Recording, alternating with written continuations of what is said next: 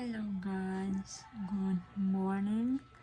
Nanganak na pala yung alaga namin si Summer. Ayan yung anak niya. Apat. Oh, apat siya, puro babae. Grabe. Nag-umpisa siya mag-labor ng 5 p.m.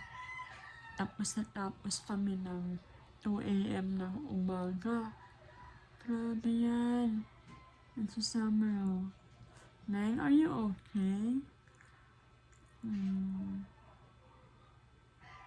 Tagal niya mga anak. Buti nakaraos na siya ngayon.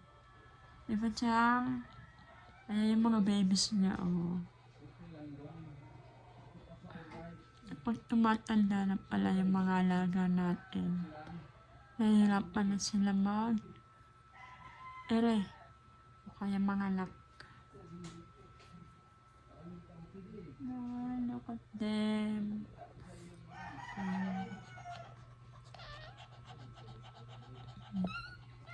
Ayan yung tatay, oh.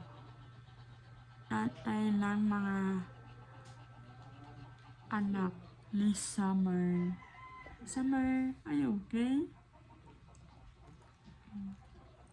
Grabe yung placenta niya, tagal nilabas.